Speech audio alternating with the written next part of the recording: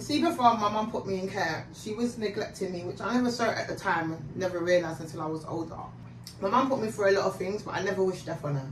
And I love my mum, I rate my mum, I told her on her deathbed. So, as a female, you've grown up, you've been in relationships, you've been hurt, I understand what through that led her to being that way. Just this random man that I was always around. Granddad would trim my brother. I never felt like I was unsafe around this person. Up in the church, I was in the clouds. Because you think that's everyone is brethren and sister. He took advantage of me, I suppose. Now I look at it. I was really young. I didn't even know what he was doing.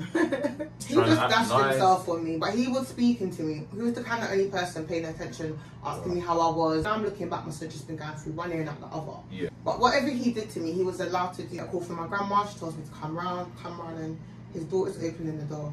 I was allowed to be abused as well. And then it was a thing of, oh, you're trying to teach people's man and all of this foolishness.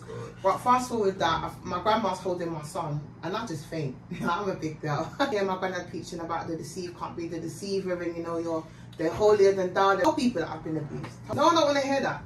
I was then sectioned by my mum. I think it was to shut me up. I'm sure I saw when I was in labour my mum receiving money from my baby father. Like, that was the worst part, I think, of my life, because I missed a big chop.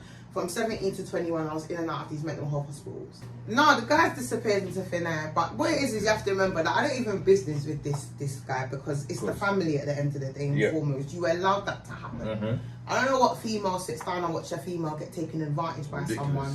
You're in love with your abuser or something. That's Stockholm syndrome. That's what it's called. Because even though regardless of what he was doing, at the time it was cool. It weren't all, I'm not going to say, alright, I'll say 30% I was like, yeah, I'm enjoying this, you know, I'm getting my little money, he's coming to pick me up at school in the Benz, like I'm showing off in front of my friends. Because I had a man, I didn't have no youth, I didn't have a boyfriend, I had a man. But I was at probation doing this thing, and we went through a lifeline, broke down in the place crying, and I was like, oh my God, like, this didn't happen until my big 20s. I couldn't explain what happened or understand it because nobody spoke to me. Yeah. You have to remember, I went through this on my own. I gave birth, drugged, under the influence of God knows what this man pushed in my mouth. So my family was very involved in what was going on and happened to me. We get 3 kids. And what, so your abuser has the first 2 sons. My eldest is 24.